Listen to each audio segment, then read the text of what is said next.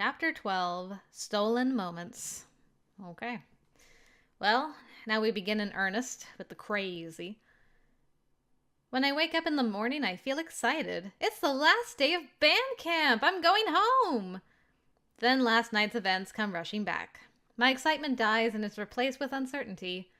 What sort of Mr. Wiley will be waiting for us at the practice field today? Indeed. I just want to try something. I input the code Mr. Wiley gave me at the start of camp into the control panel and hit the switch, but nothing happens. I can still hear the faint buzz of electricity humming through the fence. Then my suspicions are correct. Mr. Wiley has changed the code to shut off the electric fence, and he's the only one who knows it. I'm curious if that scene is ever going to change at some point, because it happens every time. It's very quiet, very quick, but it always happens. When I get to the field, I see Peter, Tom, and Samuel in a tight huddle. What's going on? Cadence! Good timing. Let's go! To the field! Let's get started. I can already tell it's gonna be a great day for band. Because every day is a great day for band. What? He seems back to normal. This is weird. I feel my hopes rising. Just a bit. You would be wrong. I gotta say, I'm a bit disappointed. Section Day is an old favorite of mine, but you're all severely lacking in the creativity department. Cadence? What? I'm sorry. I completely forgot about Section Day. You can go ahead and start stretches now. Oh, yes. Stretches. Let's go, everyone. Right arm across. I see my bewilderment reflected in the faces of my peers. Done stretching? Time for basics. We're really gonna push the tempo today so we can nail all of those sets in the closer. He hands me the gawk block and we get through basics without a hitch. Did I fall into the wrong dimension yesterday? Everything seems to be fine now. I catch Susie's eye and we exchange a tentative smile as we head into the next phase of practice. 10 minutes before practice is over, a strange sound catches the attention of the band. Oh, he's early. A helicopter! Does this mean we're going home with style? Wait, no. One helicopter would have to make a dozen trips to carry an entire band home. We watch as the helicopter passes over the field and a little white parachute is dropped from inside. It floats down to the grass not far from the group. Attached to the white parachute is a rather large box. The helicopter circles around and heads back the way it came. The sound of whirling blades fades away. What is that? Extra food. We don't want to run out now, do we? Am I on an episode of Lost? My heart sinks. Bring it in! Hey, I'm in a good mood and we got off to a good start today, so let's wrap early. But before we do, I have some good news. Everyone stares at Mr. Wiley with deadpan expressions. We've learned by now that his good news is usually not the same as our good news. You'll be happy to know that the practice schedule is lighter for this weekend. Tomorrow will consist of a morning practice and a mandatory sectional in the afternoon. Lastly, you'll have Sunday off. Hooray! However, I will be adding a practice for this afternoon and tonight, so make sure you're there. No one reacts. Yeesh. I feel like I'm looking at a bunch of corpses. Good talk. Makes me uncomfortable that he keeps referring to them as like zombies, corpses, and stuff. I'm like, what if we're all dead? I'm just like, I don't know. There's so many possibilities for what's going on here. Make sure you're resting during your break so you're fresh for practice. See you this afternoon. He goes on his way, a skip in his step.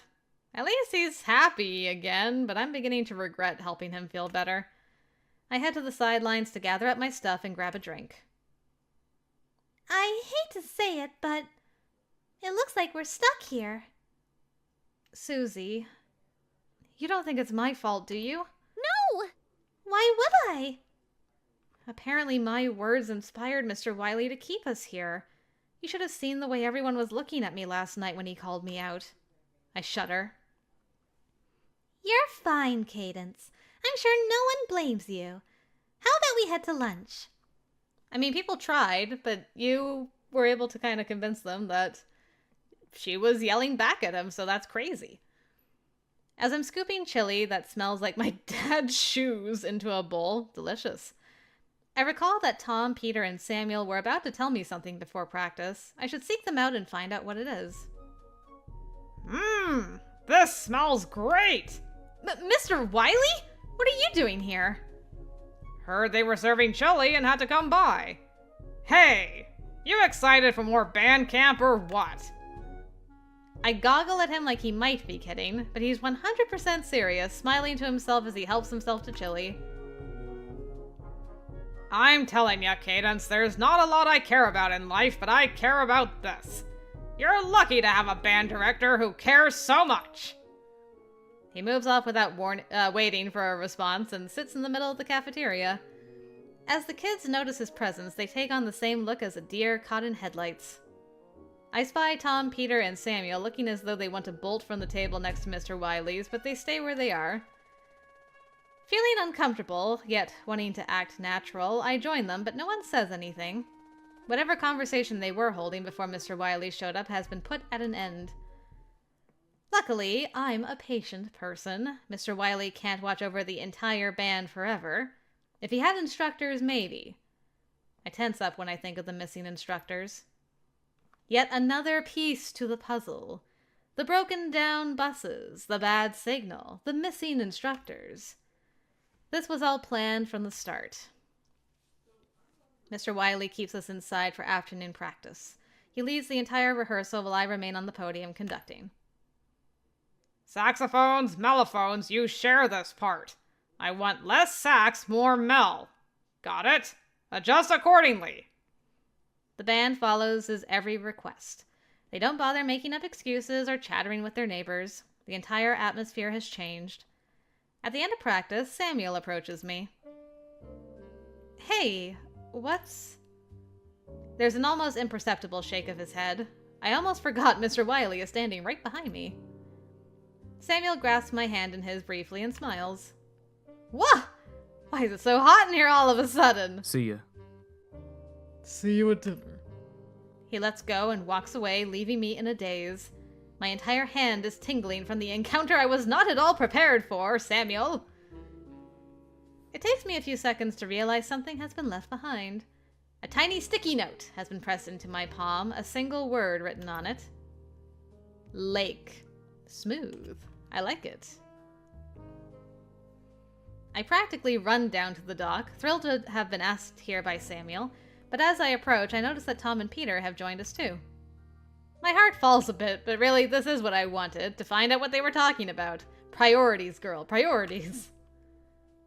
Hey, finally managed to get away from Mr. Wiley. Good. That guy will not go away. What is it you wanted to tell me? All three boys step a little closer. I do too, leaning in close in anticipation. The three of us decided that we should hold a meeting among the leaders of the band. Tonight. We need a plan. It doesn't seem like Wiley's letting us leave anytime soon. We think it's time to take matters into our own hands. We need some kind of plan in case no one comes for us. A shiver goes up my spine at those words. What's the plan? We'll talk about that later. For now, we need to set a time and place and gather the section leaders. Listen. Can you help us flag down the rest of the section leaders, Cadence? It'll sound more official if it's coming from you. Of course. Thanks. Thanks a lot.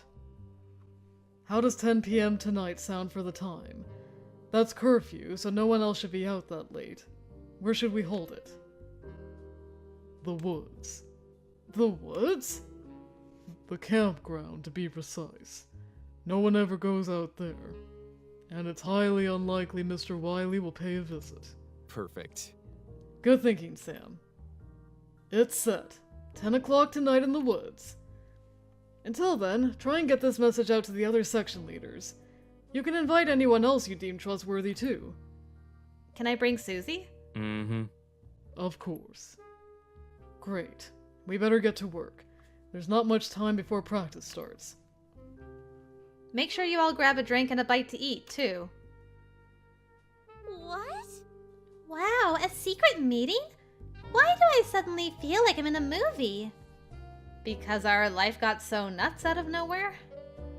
Well, I'll definitely be there. I hope it's okay if I ask Felicity too. You can bring along anyone you deem trustworthy. Good. Felicity is the definition of trustworthy. That's news to me! Oh, pew pew pew pew pew, shots fired! Before band practice, I managed to corner Marion. Hidden behind the potties, there's no way Mr. Wiley will see us. Or smell us. And seeing as you're a leader, we'd like you to be there. Fine. I'll come. But if we get caught, I am not going to be a happy camper. I'm sure we won't get caught. We're going to be careful. Okay, then. However, I don't see how a couple of high schoolers are going to come up with a way to escape this compound. In case you haven't noticed, nothing gets in. So that means nothing gets out either. At least we actually invited her personally. There's nothing I can say that'll change her mind, so I don't bother arguing. I utter a hasty farewell and head to practice. As I'm glued to my podium for the majority of the time, there's little I can do to spread the news. While I have this decent vantage point, I sweep my gaze over the band, my eyes finding the leaders of each section. Pop-Tart! What now? I have a complaint. Your horn angle is drooping towards the ground. Are you performing for ants or for the people in the stands? There are no people in the stands. Not my point. Correct his angle, Olive. Pop-Tart! If you can't keep your mellophone up, we'll have to attach weights to it again. Sorry. Okay, I'm sorry. I'm just tired. Suddenly, I have a feeling that nobody told Clark about the meeting. I can't see Peter, Tom, or Samuel purposefully seeking him out. How much do I want to bet that they left me to deal with him? I wait for our usual break before the run-through. Everyone, get set. Okay, set up for a run. Wait! What about a water break? You'll be fine. A chorus of complaints rise from my peers at once. Hey! The sooner you shut up and get set, the sooner you get water. Hop to it. The complaining lessens to a grumbling as everyone obeys. I close my eyes and think as I wait for them to get ready. Why haven't our parents come for us? I wonder what could be going through my mom's mind, and I want to cry. I hope she's not worrying about me. Get set. I raise my arms and conduct robotically, my mind still very far away. I don't even know if it was a good performance or not. Mr. Wiley gives no indication either way when it's over. All right. See you tomorrow bright and early. I wait for him to leave, but he hangs around for a while, humming to himself as he goes over his notes. He's making sneaking around behind his back very difficult, isn't he? Clark helps the pit clear out, as usual. While he's grabbing a kettle drum to wheel away, I dart in and grab the one next to it. Clark, I need to talk to you. What is it? As we wheel the drums away from the field, I tell him of our secret meeting in whispers. I don't think Mr. Wiley has been acting too unusual. Are you sure this is warranted? I'm positive. It's time we went home, and if Mr. Wiley won't let us, then we'll find another way. You're not going to tell him, are you? No. I'll come to your meeting and see what you all have to say. After all, I want to go home too, even though perfecting the show is also very important to me. Okay, see you there. I go to leave. Well... You're not going to help the pit get the rest of their things? Oh yeah, I guess I should do that. Sorry. Susie is already there by the time I get back. There's 30 minutes until the meeting. What a day. I'm so tired, but I feel like I couldn't sleep if I tried. Do you want to head over early? No, I think we should wait a little bit longer. Mr. Wiley has been hanging around far too often for my liking these days. Okay. I wonder how much longer we're going to be stuck here. I didn't pack enough clothes for this. If it's any consolation, we're constantly sweaty and smelly during band camp, so it might not be too much different than usual. No way. Stench multiplies, Cadence. I seriously can't do this. Only when the clock reads 9:55 p.m. do we leave the safety of our room and venture into the dark night. We nod at each other in the darkness, and I feel adrenaline shoot through my veins. My heart leaps up and down in my chest. I'm wide awake now. Susie and I tiptoe into the woods, quiet as mice. By the time we get there, most everyone is gathered. As soon as I arrive, Samuel crosses over and stands at my side, so close our arms brush. At his touch, the air all around me buzzes as though filled with static electricity. I breathe deeply to try and get my thumping heart under control. Hey. Good to see you. And you? Is everyone here? Looks like it. So what's this all about? We need a plan. You already know what it's about. Mr. Wiley has trapped us here in band camp. We need to come up with some kind of escape plan. Well, this is good music. You got something in mind, Clark? I suppose I'll speak what's on my mind. I don't believe we need some sort of dramatic escape plan. We're in the middle of the woods, and leaving Camp Bearpaw could be dangerous. I vote we stay here, continue working on the show, and leave when our parents inevitably come for us. Yep. That's not gonna happen. They didn't come today. I doubt they'll show up tomorrow. Yo. Hey, Aaron. Maybe we can fire up the buses. Oh, what then? We drive them straight into the electric fence? Well, that would definitely get us out of here. It'd take us to a whole other plane of existence. Yeah? I don't see you coming up with any ideas. Exactly. We should do as I suggested. No way. I don't want to be stuck here forever. Seriously? You're not even a section leader. You don't get an opinion. What? Rude. I'm still older than you. If we can't all agree on something, how are we going to get the entire band to agree? All around me, my bandmates are bickering. I can hear at least 3 separate arguments going on. Their loud voices fill the air. Too loud. Samuel stands silently beside me in sharp contrast to the chaos. That's it! I step into the circle and clap my hands for attention. Everyone cuts their conversation short and looks to me annoyed. Samuel, tell them your idea. Sam's got an idea. Yes, and it's a good one. If it works, we won't have to leave the camp and risk the woods. I look purposefully at Clark. That should make him happy. Tell them, Samuel. Oh. I wanted to take a look at the radio tower and see what caused us to lose our signal. If we can get it back, we can call for help. We can call our parents to come pick us up. Or we could call the police. The police? This is basically a kidnapping situation. Mr. Wiley is holding us here against our will. She says it so casually, but the words still fill me with dread. This isn't a kidnapping situation. No, it's a hostage situation. Correct. That's right. We chose to be here. We didn't choose to stay here. That's not a good sound. I open my mouth to argue, but in the same instance I realize I have no argument. The sound of feet trudging over twigs and leaves reaches my ears. By the expressions that fall over my friends' faces, I realize that they can hear it too. Someone is coming.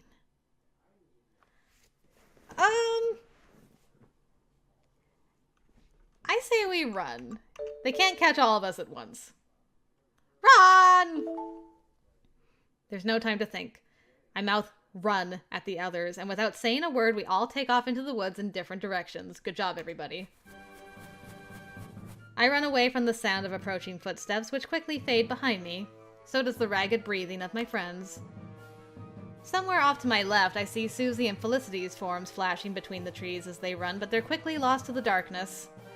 As I sprint, I take a look back, and I see his silhouette standing at the campsite, gazing towards the trees. Mr. Wiley! Terrifying. He was on to us from the start. I'm so glad we ran. I put on speed, knowing that if I can see him, he may be able to see me. I let the trees and the shadows they cast consume me until I'm running blindly. Then, Ouch! Ow, ow, ow, ow! I ran right into... There you are. You okay? Samuel! I'm sorry, I couldn't see where I was going. Are you okay? He holds up a finger for silence. I immediately shut my mouth. Behind us, we can hear the swish of branches, the crunch of leaves. But who knows if it's Mr. Wiley or our fellow students making those sounds. Let's go.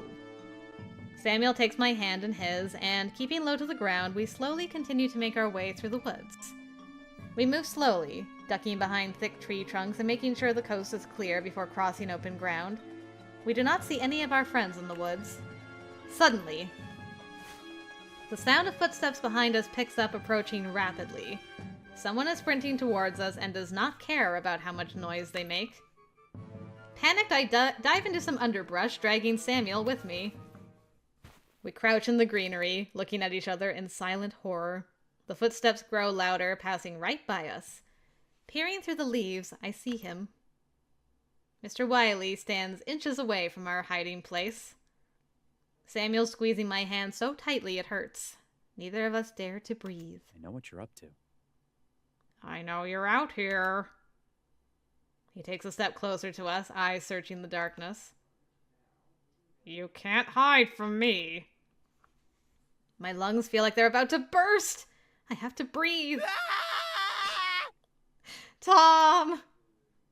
Without missing a beat, Mr. Wiley charges towards the sound of Tom's voice. Tom! As the last trace of him disappears among the trees, Samuel and I leap to our feet and take off in the opposite direction. Eventually, we come out on the other side of the woods, back to civilization. Or the closest thing there is to civilization in the middle of nowhere. The warm glow from the buildings brings me comfort. I pause and revel in this feeling of safety that washes over me. Do not go back for the others. That's suicide. Just everybody has to, get back. If you go back out there, that's nonsense. We have to get back to our rooms. Mm-hmm. Agreed. Mr. Wiley may go looking there next. Do you think the others are okay? That sounded like it was Tom who screamed. I think they'll be okay, and they'll aim to do the same. We can't finish the meeting with Mr. Wiley hanging around. As for Tom, I'll go check in on him and Peter later. All right. I hope they're okay. As we walk back to the lodge, I become aware that we're still holding hands. Only when we're standing in front of my room does Samuel finally let go and turn to face me. Stay safe. Take care of yourself, Cadence. I don't want anything to happen to you. His words leave me speechless. It takes a couple seconds to remember how to form words again. He has this effect on you often. I feel the same way about you. But what do we do now? We go to the radio tower tomorrow and try to get a signal.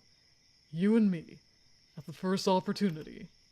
A thrill of excitement courses through me. Okay. Now you'd better get inside. We still have practice tomorrow. Right. With everything that happened, I completely forgot. Understandable. Good night, Samuel. See ya. Susie's not here. I hope she got away. I throw myself down on the bed with a sigh. No way I can fall asleep without knowing Susie is okay. 10 minutes pass, and right when I'm considering going out and looking for her, the door creaks open. Oh, thank goodness. Susie! Thank God! I spring off the bed and rush to hug her. She's out of breath and shaking slightly. It was Mr. Wiley, Cadence! He was the one in the woods! I know. I saw him. He didn't catch you, did he? Almost. I was with Tom and Felicity. Just when I thought we were safe, Tom stepped on Bandit and screamed. Bandits? I'm pretty sure he came for us, but we were out of there instantly. We circled around the entire camp to steer clear of him. It took forever to get back. I'm glad you're okay. I give her another hug for good measure. Hurry! Let's turn off the lights. I'm sure Mr. Wiley will be coming here next. You're right! We rush to turn off the lights and close the blinds, plunging the room into darkness. We use the lights from our phones to change into our pajamas and brush our teeth. I keep both ears peeled, and at one point I'm certain I can hear footsteps pass by our door. But whether it's Mr. Wiley or a student returning to their room, I don't know. It's a struggle getting to sleep that night. Every little sound sets me on edge. I listen to Susie's quick, shallow breathing and know that she's still awake as well.